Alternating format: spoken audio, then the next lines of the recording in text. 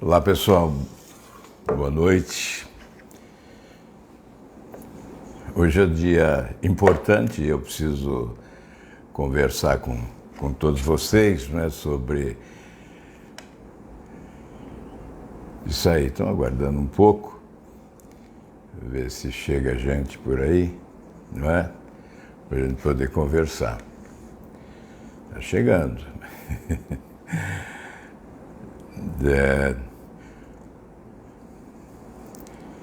Bem, pessoal, eu volto a falar com vocês para o agradecimento. Eu sempre entendi desta forma, que há virtudes que são insubstituíveis e uma dessas virtudes é a gratidão. Sem dúvida, a gratidão é uma virtude inegociável, uma qualidade, uma virtude, um valor inegociável. E eu perdi uma eleição, mas tenho que agradecer. É evidente, sem nenhuma ironia, não é agradecer pela derrota, é agradecer tudo que me ofereceram em matéria de confiança e respeito durante tantos anos. Eu completei, no dia de hoje, 46 anos de mandato eletivo. E é impossível não se emocionar com esse dia, e é evidente que é impossível não rememorar fatos importantes. Há poucos dias, o senador Cajuru, que assumiu o meu gabinete, ele fez uma live chegando ao gabinete e mostrando o seu primeiro dia naquele gabinete que foi meu durante 24 anos. Sim, pela primeira vez no dia de hoje, nos últimos 24 anos, eu não fui a Brasília. Mas quando o senador Cajuru, que é realmente um companheiro solidário, é uma figura excepcional da política, caráter, personalidade, coragem, respeito, responsabilidade, consideração. Quando o Cajuru entrou no gabinete e diz: olha, aqui eu sinto o cheiro de honra. É claro que eu recordei momentos importantes da minha vida que vivi neste gabinete. O gabinete número 10 da ala Nilo Coelho no Senado Federal. Momentos importantíssimos de tensão. Todos que me acompanharam durante todo esse meu itinerário na política sabem que eu fiz oposição praticamente na integralidade dos meus mandatos, né? Com exceção de quando fui governador, óbvio, não ia fazer oposição a mim próprio, e depois, quando voltei a ser senador, já no primeiro ano do mandato de senador, a partir de agosto, eu passei também a fazer oposição por discordar. Embora fosse o meu partido, discordei de determinadas atitudes e passei a ter uma posição de independência, né? Não me alinhava com tudo, não apoiava tudo. Então, uma posição de independência. Depois acabei sendo, inclusive, saindo do partido, houve uma proposta de expulsão e antes da expulsão, provavelmente não ocorreria, poderia ganhar na justiça, mas antes de que se consumasse o fato, deixei o partido. Então, foram momentos de muita tensão. Imagine você naquelas CPIs, não é? Eu me lembro agora mesmo um episódio do dossiê na CPI dos cartões corporativos. Fui acusado de ter vazado um dossiê dos cartões corporativos. E isso fez com que propusessem que eu me tornasse réu. Eu, de investigador na CPI, de membro da CPI, me tornaria réu. Queriam me convocar para depor. Então, eu me antecipei, evidentemente, e fiz um discurso dizendo que eu não estava ali para contemporizar, que não estava ali para assistir apenas a violência contra a Constituição, enfim, o discurso que alguns acompanharam. Enfim, foram momentos difíceis vividos durante muitos anos, foram 24 anos, eu repito, naquele gabinete. E alguns me questionam o que ocorreu nesta eleição. Não tenho nenhum ressentimento e, com toda franqueza, eu aprendi a respeitar os que divergem e entender determinadas posições. Eu posso discordar delas, mas eu tenho que respeitar. O eleitor é soberano, ele decide. Eu não posso condenar alguém que votou em outro candidato por não ter conhecimento do que eu fiz nestes anos todos. Afinal, o país virou um manicômio em matéria de informação e desinformação. Ninguém sabe mais o que é verdade e o que é mentira.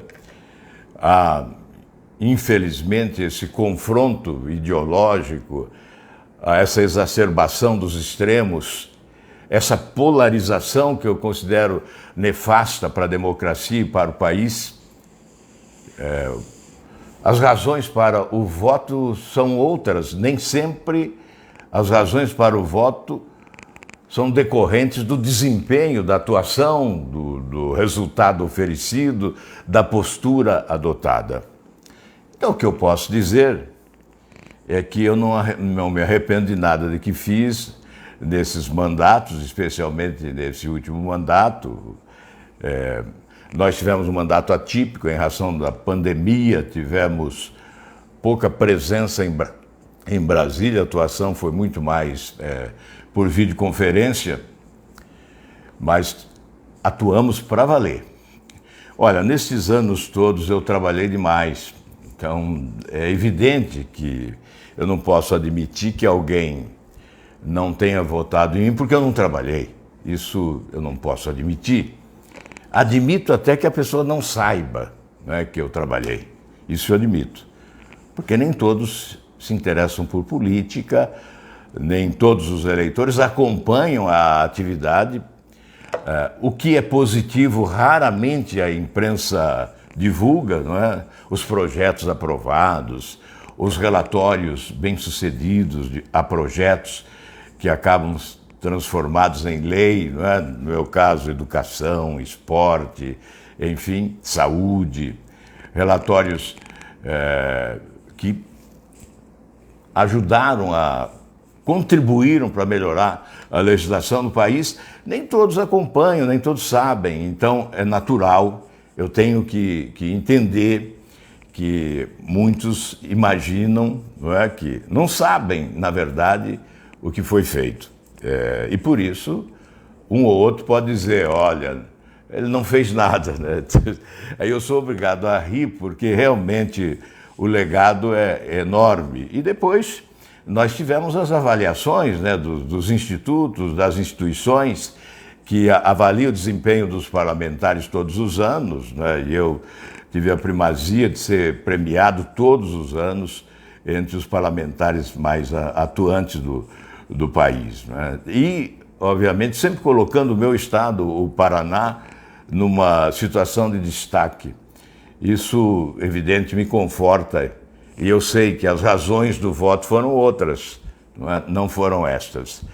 E no campo da ética, essa proposta ética, né, o que eu retiro como lição, e é bom dizer isso aqui, e repito sem nenhum ressentimento, que a população realmente cobra dos políticos uma postura ética, que é o político honesto, um político que combata os privilégios, combata a corrupção, evidentemente, combata os privilégios e abra mão dos seus privilégios. Eu fiz tudo isso. Um dia em Maringá, logo no início da campanha, alguém me perguntou como é que eu imaginava que as pessoas iriam votar em mim. Eu falei, realmente, muita gente não vai votar em mim. Sabe quem não vai votar em mim? Eu dizia, né? Aqueles que não concordam que um político abra mão da sua pensão de ex-governador, que significaria mais de 11 milhões, aquele que não concorda com um político que abre mão do auxílio moradia. Agora a Câmara dos Deputados aumentou para R$8.000 mês o auxílio moradia, e eu abri mão todos os anos desse auxílio moradia. Então quem não concorda que um político abra mão, né, das verbas indenizatórias, ou que um político aprove projetos importantes, né, aprove projetos importantes para o país. Quem não concorda com isso, porque é só verificar o legado que deixamos, né, dos projetos aprovados, enfim, da luta que travamos, foro privilegiado, prisão em segunda instância, o combate à corrupção, a questão do COAF, dos auditores da Receita Federal, a defesa dos inquéritos. Na verdade, ninguém defendeu tanto a Operação Lava Jato como nós. E depois, claro que nos frustramos com os resultados, né? Fizeram muita coisa errada quando deveriam fazer corretamente, fizeram equivocadamente, mas nós estávamos sempre defendendo por uma questão ética, não é? Que o combate à corrupção era essencial. Enfim, isso tudo foi feito, portanto, não é por isso que deixaram de votar aqueles que deixaram de votar. Porque em 2014 eu fiz 4.200.000 votos e nesta eleição apenas 1.300.000 e alguma coisa de votos, né? Então uma diferença enorme entre uma eleição e outra. Agora, o que ocorreu? Em 2014 eu estava no auge da oposição, combatendo duramente o PT. Então, batendo duro no PT. E o Paraná é um estado antipetista. Isso ajudou a fazer uma enorme votação. Depois, eu disputei a presidência da República e continuei batendo duro no PT, como candidato a presidente da República. Mas a opção foi outra, porque houve a polarização de forma profunda, né? Uma polarização incompreensível, não é? Ou você era de um lado ou era do outro. Se você estava ao centro, você estava dizimado, liquidado, você não tinha nenhuma possibilidade de receber apoio e voto. Isso ocorreu em 2018. É claro que aquilo provocou um grande desestímulo, né? Porque começava a polarização de uma forma muito acentuada, e eu sempre entendi que nós temos que ter espaço para as várias correntes do pensamento político, não podemos ficar adstritos, né, ou restritos a dois extremos, que isso não é bom para o país, isso não é construtivo, não faz bem ao povo, à democracia, enfim, é um dano. É um desastre a polarização. E veio esta eleição novamente. Eu deixei, vamos lá, contar um pouco disso também, não é? Nesses últimos 4 anos, eu deixei de fazer oposição. E vou explicar por quê. Como eu concorri em 2018, seria certamente entendido como ressentimento se eu imediatamente me colocasse em oposição ao governo Bolsonaro. Então, vamos dar um voto de confiança e vamos colaborar. Foi o que fizemos. Depois veio a pandemia. Aí uma razão ainda mais forte para não se fazer oposição. Ao invés de fazer oposição, contribuição, colaborar para resolver problemas e minimizar o drama vivido pela população. Foi o que nós fizemos. Então não fizemos oposição nos últimos 4 anos. E com isso passamos a ser chamados de isentões, porque não apoiávamos a esquerda, mas também não apoiávamos a direita, porque certamente nós estaríamos colocando combustível, não é, no incêndio da polarização, que nós consideramos um mal para o país. Aí chegou a fase pré-campanha e, obviamente, as conversas para apoiamento e lançamento de candidaturas. Eu acho importante colocar isso, porque são lições que nós recolhemos. Isso pode ser importante para alguém que faz análise política e precisa conhecer os fatos. Então, logo no início, houve uma possibilidade de aliança aqui no Paraná, né, com o governador. Desde o início, o governador desejando uma aliança conosco, porque essa aliança já tinha 4 anos. Nós ajudamos o governador no Senado Federal durante 4 anos. E nas eleições já de 2018, o meu partido Podemos apoiou o governador. Então havia uma intenção, ele manifestava esse desejo de uma aliança conosco. E depois passou a dizer que só a aliança ocorreria se o presidente Bolsonaro concordasse. E o presidente Bolsonaro passou a exigir uma aliança nacional do Podemos em apoio à sua candidatura para, como contrapartida, permitir a aliança no Paraná. Eu não sou advogado em causa própria, nunca fui advogado em causa própria, nunca fui oportunista. Eu apenas levei à direção do partido a proposta. E a direção do partido, a presidente Renata Abreu, disse que o partido não concordaria com essa coligação, que já estava encaminhando para uma coligação, uma participação no chamado Centro Democrático. E foi o que ocorreu. O Podemos acabou participando da aliança com a Simone Tebet, do chamado Centro Democrático. Com isso, eu deixei de ter o apoio do governador e do presidente da República. Eu tive a máquina federal contra e a máquina estadual contra. E aqueles prefeitos que desejavam me apoiar foram todos cooptados. E aqueles candidatos que desejavam me apoiar foram também cooptados. A aliança do governador reuniu praticamente todos os partidos, com exceção de poucos, os maiores. A aliança do governador tinha mais de 800 candidatos à Assembleia e à Câmara dos Deputados. Então era um exército em campo, com uma munição sem fim, né? Com munição para distribuir propaganda, enfim. E, obviamente, isso... Eu comecei lá na frente e acabaram dilapidando esse patrimônio eleitoral que eu tinha adquirido. Me questionam, eu estou colocando o que ocorreu, não é? Mas foi essencial essa questão da polarização. E quais as questões que colocavam na campanha? Bom, ele está velho, é preciso renovar, né? Tem um preconceito absurdo, né, em relação à idade, até porque o Senado, eu entendo porque muitos não sabem o que é o Senado. Aliás, tivemos candidatos que também não sabiam o que era o Senado, porque eles prometiam algo que no Senado não se faz, né? Então, quando se fala em renovação no Senado, vai na contramão do que é a instituição, e isso é da história.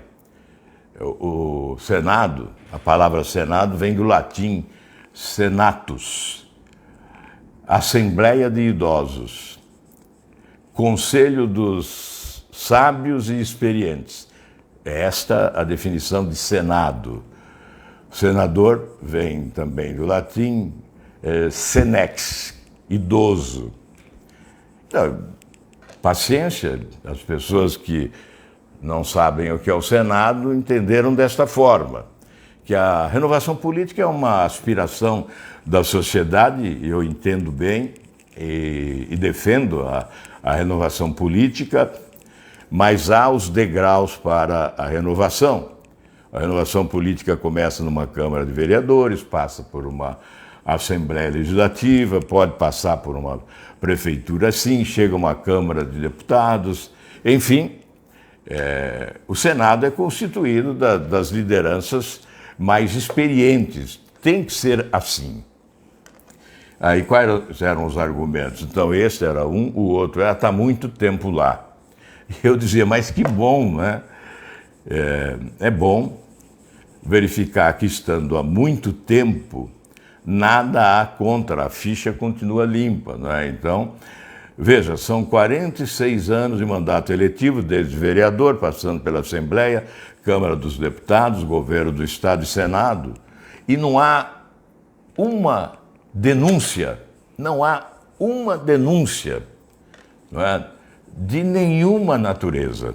Não há nenhum indiciamento, nenhuma denúncia, nenhum inquérito, absolutamente zero. Ficha absolutamente limpa. Então isto, eu creio, se constitui em patrimônio. Um patrimônio, sem dúvida nenhuma, que não pode ser dilapidado por fake news. Obviamente, muitos desejavam encontrar um mal feito, um ilícito praticado e lançaram mão de fake news em algumas oportunidades, mas fake news que foram já desmoralizadas de pronto, não é? Na verdade, nessa campanha mesmo, eu sou grato até porque nenhum adversário assacou qualquer crítica em relação ao comportamento ético, ao meu comportamento ético. Então, o que diziam era isso. Uma outra coisa que diziam é que eu não trazia muito dinheiro para o Estado, para os municípios, porque não usava o orçamento secreto. Então, é lamentável, é uma questão que tem que ser colocada, não é, como avaliação. O orçamento secreto produz corrupção. O orçamento secreto é uma porta aberta para a corrupção e eu não podia me valer do orçamento secreto. Mas isso ocorre. A população também é contra o orçamento secreto. Mas, sem saber, ela acaba elegendo os que usaram e se beneficiaram do orçamento secreto. Os que usaram o orçamento secreto foram reeleitos e elegeram até os filhos, né? Um elege deputado federal, se elege deputado federal, elege o filho estadual. Então, o uso abusivo do chamado orçamento secreto distorce a realidade da representação popular no país e impede a renovação política. Aí sim impede a renovação política, que tem que começar por aí. Esse é um ponto. Outro, é claro, o fundo eleitoral, não é? O fundo eleitoral da mesma forma. Quantos candidatos gostariam de disputar pelo meu partido e, quando chegavam, perguntavam o valor do fundo, né? Então, não ficavam. E outros diziam, não, eu quero ficar, quero disputar pelo seu partido, pelo Podemos, mas tem que consultar o governador. Chegava ao governador, o governador impedia. Então, a reeleição é um mal para o país, a reeleição do cargo executivo é um problema para o país. Tem alguns projetos, tem um projeto do senador Cajuru, que é recente, para acabar com a reeleição. Durante a campanha, os candidatos à presidência prometem acabar com a reeleição. Mas depois que assumem, começam a fazer a campanha já para a sua reeleição. E não a campanha para acabar com o instituto da reeleição, que não deu certo no país. Nós podemos rediscutir o Instituto da Reeleição quando alcançarmos a maturidade política suficiente para a adoção desse instituto no nosso país. Mas agora tem que acabar. Veja, o governador candidato à reeleição utiliza o orçamento com convênios celebrados com prefeituras por intermédio de deputados e ele, evidentemente, constrói uma aliança enorme, desproporcional. E é isso que ocorre. E isso ocorreu não só no Paraná, mas isso ocorreu também no Paraná. Isso precisa ser dito. Isso precisa ser dito. Não é uma justificativa para uma derrota, não. Eu repito, sem nenhum ressentimento, eu entendo as pessoas, as razões que levam as pessoas a decidir o seu voto. Uma outra questão que falavam. Elas fizeram uma pré-campanha contra o Senado, né? Contra os senadores, para atingir aqueles que eram candidatos à reeleição, nas redes sociais especialmente, em toda parte, sobretudo nas redes sociais. Então, o que diziam? Não, antes disso, dizer sobre a questão dos recursos, né? Essa alegação, não trouxe muito dinheiro para o Estado. Aí a ignorância também, falta de conhecimento, porque só 2 projetos meus transferiram para os municípios brasileiros, não só do Paraná, mais de 100 bilhões já. Cada um, o salário de educação, e o outro, a taxa de iluminação pública, que passou a ser creditada para os municípios brasileiros. Então, nós tivemos um aumento de 120% do valor do salário educação para os municípios e tivemos também, nesse período todo, passa de 70 bilhões, sem dúvida nenhuma, o que os municípios brasileiros receberam, não só os do Paraná, eu repito, do Brasil, dessa taxa de iluminação pública. E não vou fazer referência a outros projetos, aqueles que aprovei já ainda nesse ano que passou, beneficiando o governo do Paraná, 500 milhões para o ensino médio do Estado e mais 670 milhões para uma modernização da gestão pública no Estado, né? Que são projetos de resolução que um senador tem que aprovar no Senado para que o governo possa obter esses empréstimos, que são empréstimos externos com aval do governo da União. Então, é uma bobagem dizer... outra coisa que diziam, não está visitando os municípios. Em tempo de pandemia, queriam que visitasse os municípios. Eu disse, olha, se um senador visitar muito o seu município, manda ele de volta para Brasília trabalhar. Em tempo de normalidade é assim, o trabalho é em Brasília, não é no município. Mas a alegação se tornou ainda mais estapafúrdia, porque foi uma alegação de que nós deveríamos estar percorrendo os municípios do estado durante a pandemia, né? Então seria um péssimo exemplo. Estou colocando isso para mostrar como é que é uma campanha eleitoral, que as razões para a decisão do voto muitas vezes são pequenas, não são razões que dizem respeito à inteligência das pessoas, à informação, ao conhecimento, não é? Então, coloquei essas questões. Mas a outra que eu ia começar a colocar diz respeito à posição dos senadores em relação ao Supremo Tribunal Federal. Então é preciso voltar um pouco no tempo e lembrar. Bom, primeiramente, você cumpre o seu papel exercendo liderança no Senado, não é? Então, quando eu cheguei no Senado Federal e adotei o Podemos como partido, eu era o primeiro senador do partido único. E em pouco tempo, nós conseguimos constituir uma bancada de 12 senadores, exercendo grande influência. E aí, idealizamos o Grupo Muda Senado, que tinha 18 senadores. O Grupo Muda Senado com 18 senadores, um reforço de outros partidos para o Podemos. E qual era o objetivo do Grupo Muda Senado? Exatamente a pauta ética, tentar influir na pauta do Senado Federal, e uma das empreitadas foi a instalação da CPI Lava Toga. Então eles diziam que nós estávamos lá como sabuchos do Supremo, aceitando as imposições do Supremo. Não é verdade.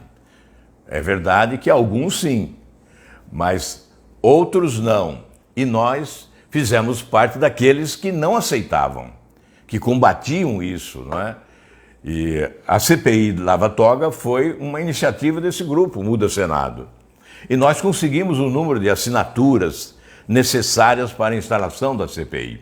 E por que a CPI não se instalou? Porque o presidente da República, em acordo com o presidente do Supremo, à época o Toffoli, conseguiu retirar assinaturas de senadores da base do governo que haviam assinado. Alguns senadores retiraram.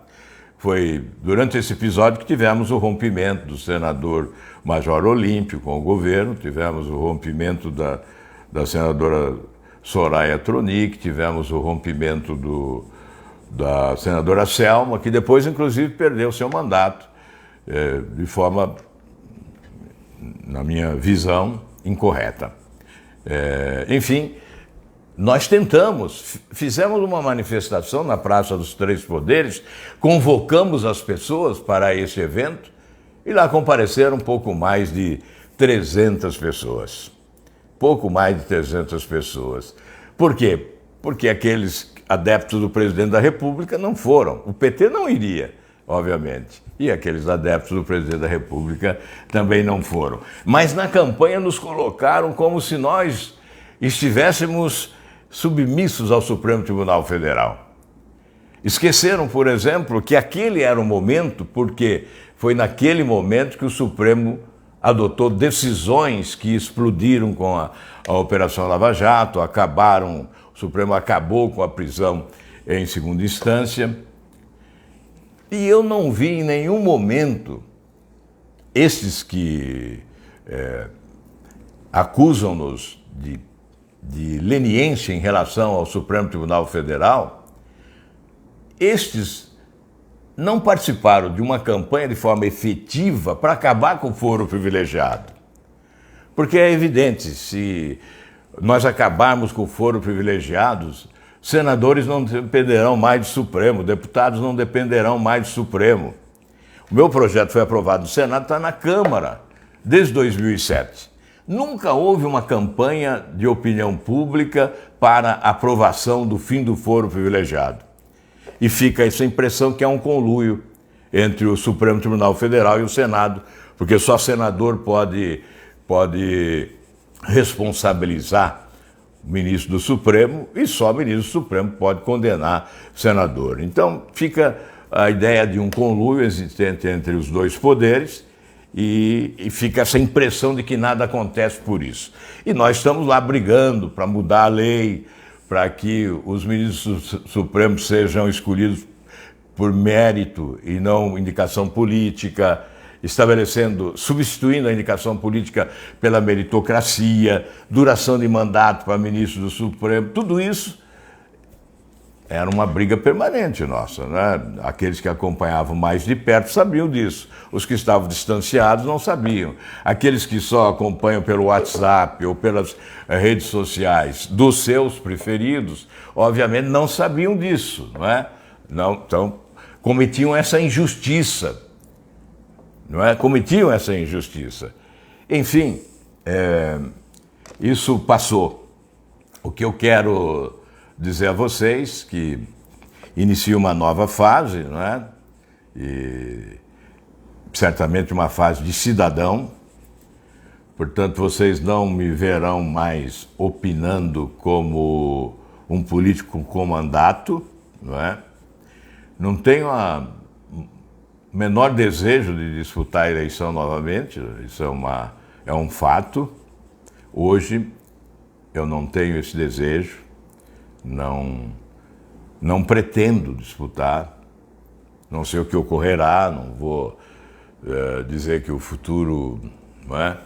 Não posso dizer nada, mas se dependesse desse momento eu não voltaria a disputar a eleição, mas obviamente vou exercitar a cidadania na sua plenitude, opinando sempre.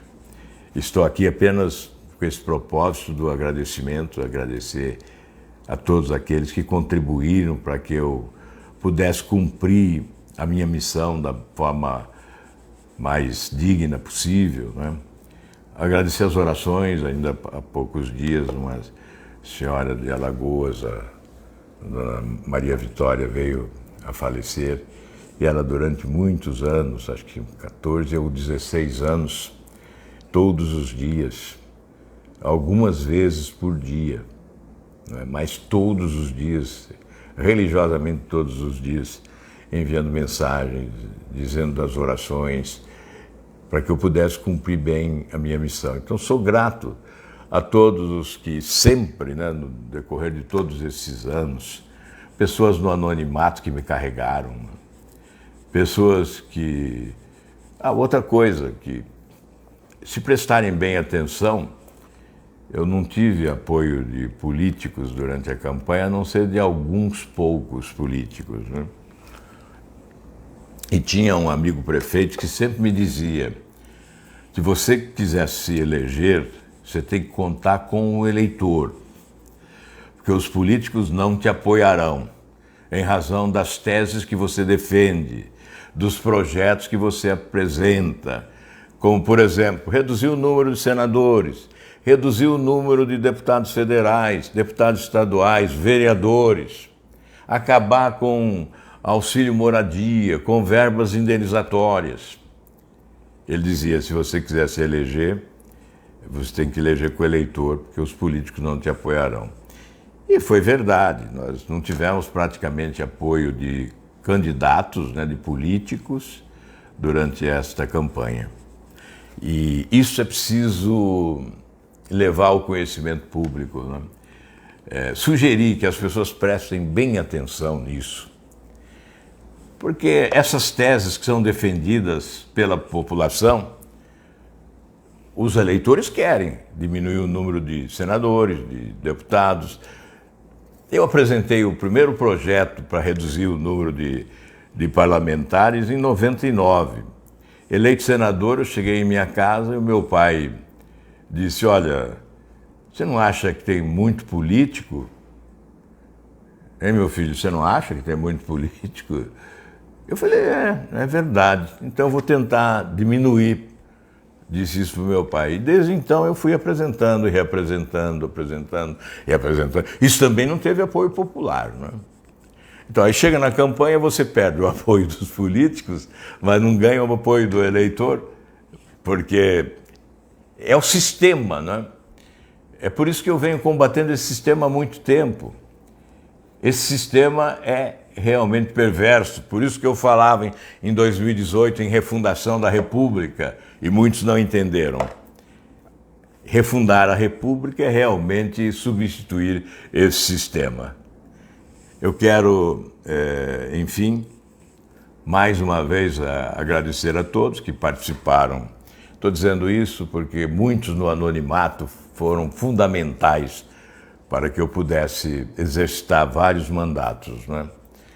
Afinal, são 46 anos de mandato e eu tenho que ser muito grato à população do Paraná por esse privilégio de ter. Obviamente, eu tenho a satisfação de ter um rol de realizações também incrível, exatamente porque tive oportunidades. A população me ofereceu oportunidades. E eu posso dizer que procurei honrar sempre cada voto que recebi.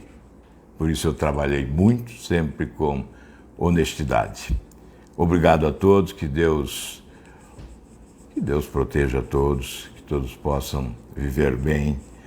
Quero aproveitar também para parabenizar os eleitos, né, os que assumiram hoje, um dia muito importante para o país, porque o Legislativo tomou posse hoje, do Senado Federal, Câmara dos Deputados, Assembleia Legislativa em todo o país, posse dos parlamentares, aqueles que legislarão nos próximos anos. E como eleitor e contribuinte, nós estaremos aqui cobrando de todos eles um bom desempenho. Eu estarei com vocês agora, desse lado do balcão, junto com vocês, cobrando os que estão do lado de lá do balcão, exercendo o mandato eletivo. Obrigado, minha gente, um grande abraço, que Deus os proteja sempre.